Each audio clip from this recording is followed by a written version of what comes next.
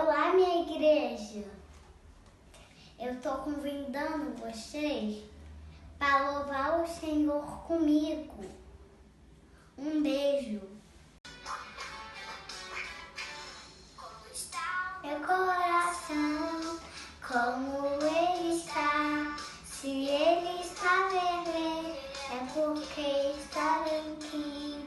Mas se ele fica escuro, é porque está sozinho.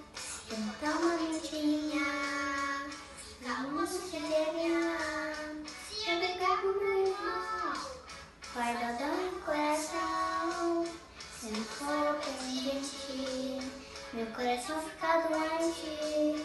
Olha que situação, olha com o coração.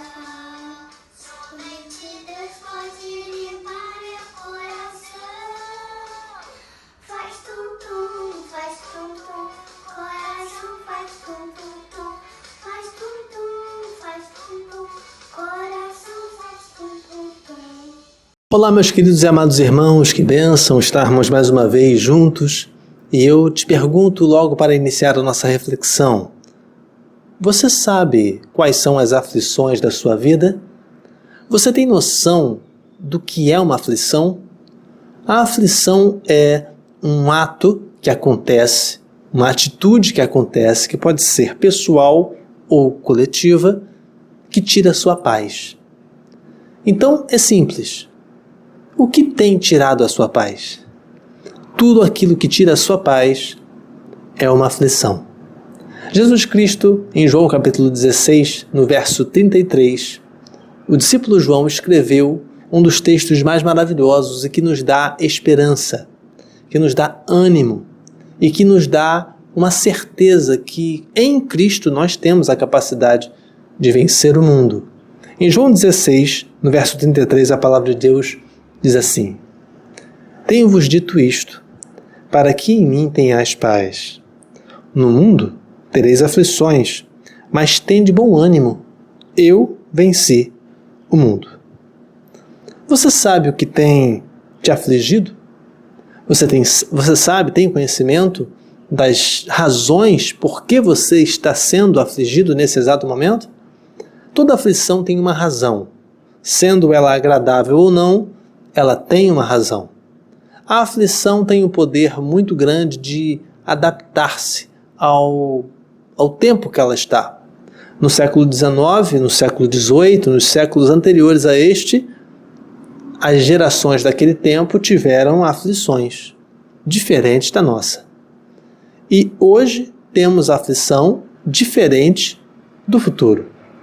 Então, se você não se adaptar, não se preparar para lidar bem com as aflições deste tempo, você terá grande sofrimento. E você poderá viver uma vida não plena em Cristo. Porque a palavra de Deus fala, em João 16, 33, que o Senhor venceu o mundo, mas Ele não cancelou as aflições. E nós temos visto muitas igrejas por aí pregando muitas mentiras, falando que todas as aflições foram canceladas, sendo que a realidade não é essa. Nós mesmo em Cristo Jesus temos que pagar as nossas contas, temos estresse, temos dor de cabeça, temos preocupações, temos ansiedades. Então, que história é essa que as vitórias, que história é essa que as aflições foram totalmente canceladas no momento que você se converteu? Não. Quando você se converteu, você entregou sua vida a Cristo, você tem o poder de vencer elas, mas você sai de uma e entra noutra. Porque mesmo que você não provoque a aflição vai até você. Então, de tempos em tempos, nós temos aflições, nós ficamos doentes, nós ficamos sedentos, nós temos os nossos problemas, a nossa família está exposta aos problemas do mundo, mas em Cristo nós temos a capacidade de vencer e ter bom ânimo. Então, eu quero pensar com você hoje algumas aflições que têm sido modernas para nós e tenho visto muitas pessoas que tratam de tudo, menos das aflições fixas. Sim, pastoralmente vejo que muitas pessoas têm aflições fixas. Não são aflições temporárias, são aflições fixas. Aflições que permanecem na vida da pessoa e 10 anos, 20 anos, e quando você encontra com ela depois de 20 anos, você pergunta aí como é que tá? O problema ainda continua. Então, tem alguma coisa errada. Então, o que fazermos? O que podemos fazer para vencer essas aflições, já que Jesus Cristo venceu o mundo e você aceitou Jesus como seu Salvador e tem a capacidade de vencer o mundo em Cristo Jesus? A primeira aflição desse tempo que eu percebo pastoralmente chama-se planejamento de vida. Planejamento de vida. Se você parar para pensar, há 10 anos atrás você não planejava estar onde está hoje. Se você parar para pensar sobre o seu planejamento de vida, lá há 20 anos atrás, você não imaginava estar aonde você está agora, nesse exato momento, nesta situação, sendo boa ou ruim, você não planejava isso. Planejamento de vida é uma coisa que tem trazido muita aflição para muitas pessoas. Por que tem trazido? Porque, com todo respeito, a vida não está nem aí para o teu planejamento. O conselho que eu dou, não faça planejamento. Por que não fazer planejamento? Porque quanto mais detalhista for o seu planejamento, quanto mais cheio de riqueza de detalhes, você vai se estressar e se decepcionar. Por que não fazer planejamento? Porque a sua vida não depende apenas de você. Depende de pessoas que você não conhece, depende de pessoas que moram perto de você, depende da situação política, depende da situação econômica do país, depende de muita coisa. Então não adianta você ficar fazendo o planejamento de 10, 15, 20 anos para frente. Até é bom fazer um planejamento, mas não coloque sua confiança nele, porque para ele ser executado precisa de uma interferência do Senhor. E o Senhor tem outro planejamento para a tua vida. Então a pergunta que eu faço é: o planejamento da sua vida está em acordo com o planejamento de Deus? E aí vem então um segredinho para você de experiência própria. Deus não revela seu planejamento total aos humanos. Por quê? Porque Ele te ama.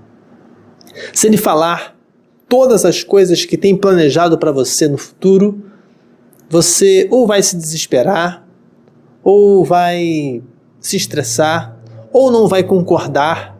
Você já pensou que dentro dos próximos 10, 20, 30 anos, você pode não estar mais aqui?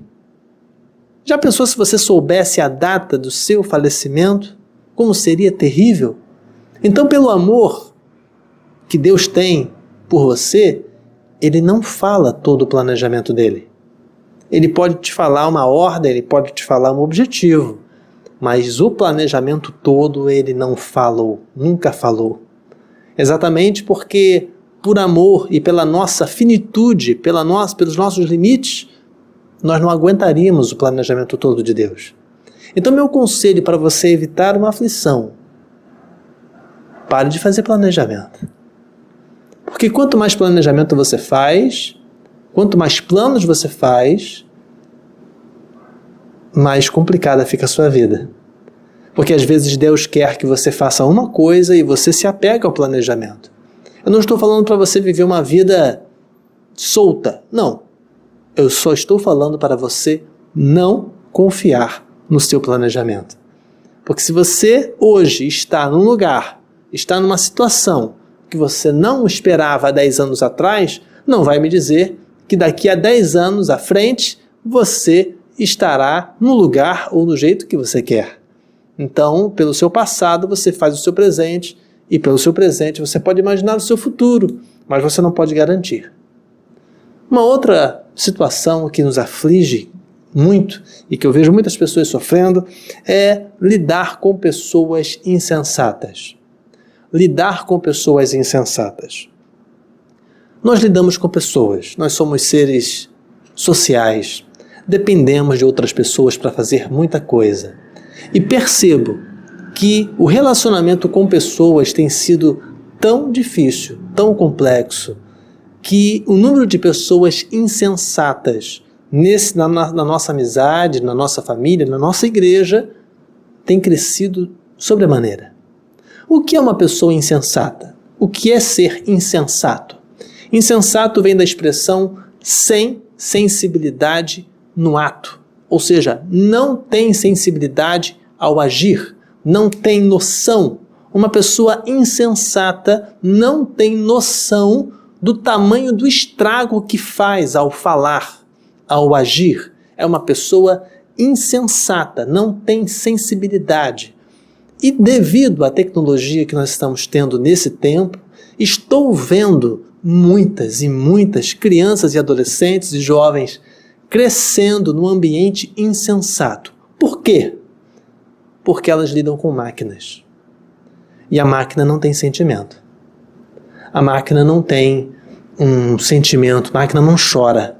Celular não chora, computador não chora. Eu estou aqui pregando agora de frente para uma máquina, uma câmera, e ela não reclama se ela está gravando muito tempo ou pouco tempo. Então, querido, essa insensibilidade que estamos tendo nesse tempo nos torna insensatos, sem sensibilidade para agir. Então, eu quero te pedir, querido, para que você não se estresse com essas coisas, porque essas aflições desse tempo são coisas que vão passar. A geração futura terá outras aflições. E nesse tempo, lidar com pessoas insensatas é muito difícil. Eu conheço gente insensata na família, eu conheço gente insensata no trabalho, na igreja, gente insensata na vizinhança, gente que não tem sensibilidade. E eu vejo muitas pessoas se estressando com isso.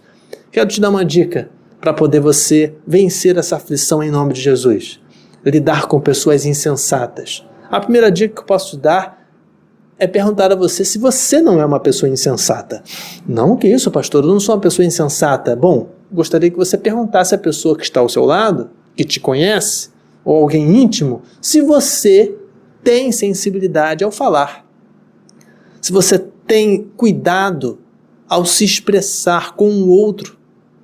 Então, às vezes, a gente exige sensibilidade do outro, mas nós não temos sensibilidade nenhuma e magoamos o outro. Então, meu querido, eu não sei por quem você foi criado, qual é a sua história, como é a sua família, mas você precisa não ser uma pessoa insensata. Você tem que ter sensibilidade. E se você se diz cristão, aí mesmo que você não pode ser insensato. Porque as palavras ferem, as palavras magoam. Do mesmo jeito que você é magoado, você tem o poder de magoar. Então, a sua boca, o seu olhar, o seu agir em Cristo Jesus não pode ser um gerador de aflição para outras pessoas. Então a palavra de Deus fala em João capítulo 16, no verso 33, dizendo que no mundo tereis aflições, mas tem de bom ânimo, eu venci o mundo. Você tem trazido o quê? Você tem trazido ânimo às pessoas ou tem trazido aflição? O que você tem trazido? Há quanto tempo você está na igreja? 10, 20, 30, 40 anos? Há quanto tempo você tem trazido aflição para a vida das pessoas? Então, querido, por favor, reflita sobre isso. Porque se você não parar para pensar no seu histórico, do que você fala, do que você faz, você tem grande possibilidade, e eu vou falar assim bem sinceramente, é bem provável que você seja uma pessoa insensata. Uma pessoa que não tem sensibilidade. Uma pessoa que, em vez de animar os outros, você fere. E aí reclama quando é ferido. Então, por favor, se coloque no seu lugar e pense sobre isso. Não seja aflição na vida de alguém. A palavra de Deus fala, João 16, 33, no mundo tereis aflições. E essas aflições também têm a ver com as pessoas. A terceira aflição mais comum neste tempo é a necessidade de compra. Necessidade de compra. A reclamação que eu mais ouço entre casais. meu parceiro, minha parceira, não para de comprar. Por que não para de comprar? Não para de comprar porque tem necessidade. E é uma das aflições desse tempo. Hoje em dia, para você montar uma casa, para você construir uma casa, para você manter uma casa, tudo envolve dinheiro.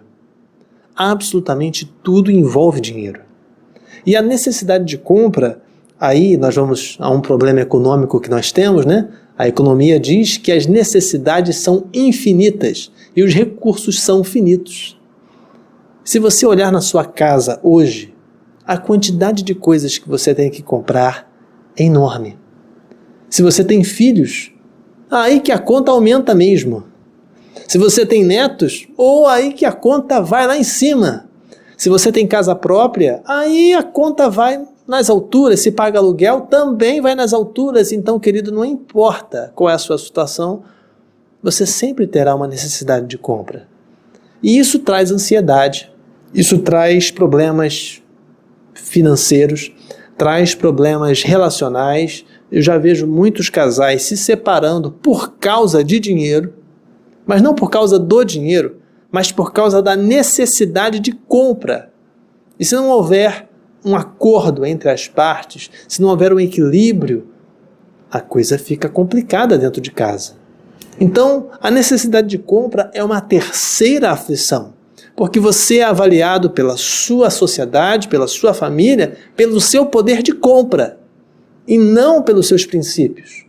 Então, é legal você ver uma pessoa com um carro importado, caro, mas você tem que se perguntar, aquele carro importado, caro, foi conseguido de maneira honesta?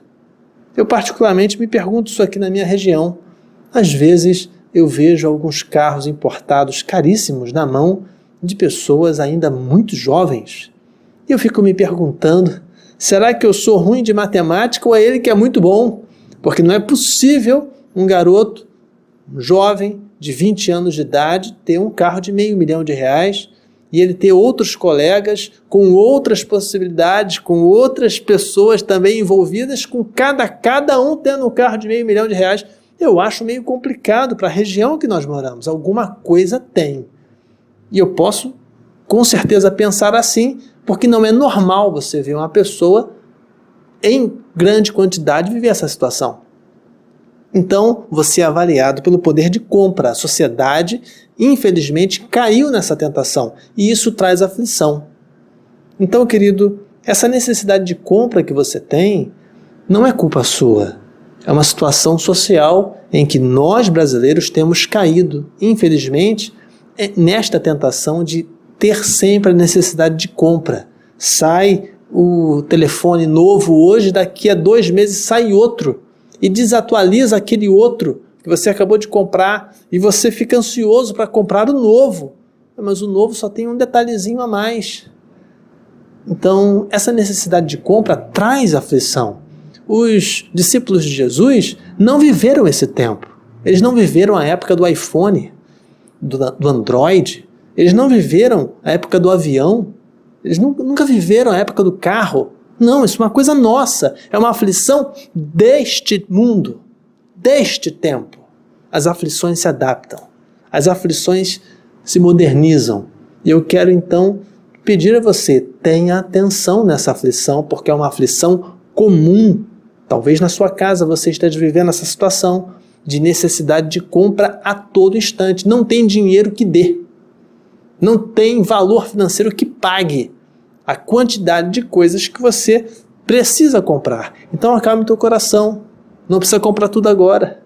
Pode ir comprando aos poucos.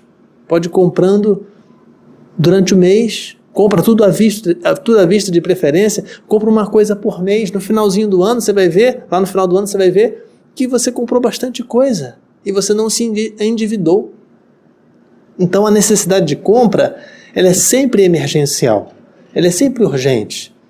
Mas controle-se, porque se você não fizer isso, você vai ter muitos problemas na sua saúde, no seu relacionamento, na sua igreja, na sua vida pessoal. Uma outra aflição também muito impactante nesse tempo é a falta de equilíbrio no serviço público. Falta de equilíbrio no serviço público. Eu particularmente não gosto, e por ser batista, não me misturo com as questões de política. Não estou falando de política, não estou falando também de governo, mas eu estou falando de algo que nós sentimos. Nós sentimos que os impostos que nós pagamos, eles não retornam para nós plenamente. Nós sentimos, você é cidadão, sai na sua casa e você vai ver os impostos que você paga, municipal, estadual e federal, eles não chegam plenamente até nós. Se fosse assim, nós não teríamos os problemas que temos. Então alguma coisa está errada, essa conta não está batendo. E é uma aflição desse tempo. Nós, no Brasil, infelizmente, temos essa aflição de você chegar num hospital público que é mantido pelo povo e não ter remédio. Eu, particularmente, já tive que comprar remédio na farmácia para o médico do hospital público fazer o medicamento na pessoa que estava doente. Eu já tive essa experiência, porque o médico vira para mim e fala assim, ó, eu não tenho remédio, então tem que comprar. Então a família teve que ir lá comprar. A que ponto estamos chegando? Então, esse desequilíbrio entre aquilo que pagamos e aquilo que temos de serviço é muita diferença. Se você observar a quantidade de impostos que você paga e a quantidade de serviços que nos é concedida, existe uma conta que não fecha. A conta não fecha nos 3 âmbitos, tanto na prefeitura, quanto no governo, quanto na parte federal. Nas 3 etapas, a conta não fecha. Por que não fecha? Porque existe um desequilíbrio no serviço público. Tanto na parte daqueles que organizam o serviço público, isso quer dizer as autoridades em si, quanto na parte do próprio povo. O povo também não colabora para que haja um pleno equilíbrio. Então, por exemplo, na nossa cidade, aqui na nossa região, esses dias eu fiquei assustado com a quantidade, com o índice de sonegação de impostos municipais. Você vai ficar, se você está em pé, fica sentado, por favor, para você não cair e se machucar. Você sabe quantos % aqui na nossa cidade há de registro das casas que pagam IPTU, que é o principal imposto para a manutenção do município? Quantas pessoas não pagam? 80%. 80% das casas não pagam IPTU dessa cidade. E eu fico me perguntando como, de que maneira, nós estamos em época de eleição, de que maneira o futuro prefeito, os futuros vereadores vão organizar as suas promessas se apenas 20% dos moradores pagam IPTU? Se é a principal fonte da prefeitura. Então, como? Então, há um desequilíbrio. Há um desequilíbrio, sim, da própria autoridade, sabemos disso. Mas também há um desequilíbrio dentro da própria estrutura da sua casa, da sua vida. Então, você não pode, se você não paga IPTU, você não pode falar nada, com todo respeito. Porque você não dá condições à autoridade de te servir. Então, eu quero pedir a você para ter atenção nessa aflição. É uma aflição. Aquilo que tira a nossa paz. Quando você chega no hospital público e lá não tem remédio, existem 2 culpados. Existe o culpado daquele que administra e aquele que sonega antes. Roubou antes. Roubou antes daquele que poderia administrar e te servir. Uma outra aflição também, difícil de lidar com ela, e a última aflição que eu quero destacar é o desperdício de oportunidade. O desperdício de oportunidade vem de acordo com as suas possibilidades e a sua atenção. Eu tinha um professor na faculdade que falava que existem algumas oportunidades que passam apenas uma vez na sua vida. Elas passam apenas uma vez e se você não pegar, outra pessoa vai pegar.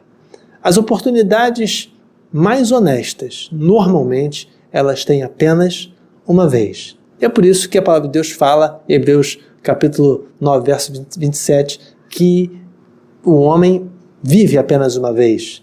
E por isso, logo após, vem o juízo. Então, por isso eu estou te falando que a aflição, no caso da nossa vida, ela pode passar muitas vezes, mas a oportunidade de viver numa vida plena é apenas uma vez. Depois vem o céu, ou, mediante a escolha, o inferno. Então, eu quero te lembrar, querido, que você tem uma aflição, e a última aflição é o desperdício de oportunidade. Quantas oportunidades você já perdeu de ter uma vida plena? Quantas oportunidades? Se você parar para pensar no seu passado, quantas oportunidades você já perdeu? Então, daqui para frente, você tem que ter atenção nessas aflições, porque outras oportunidades te serão concedidas e você tem que estar preparado para elas. Então, não vacile.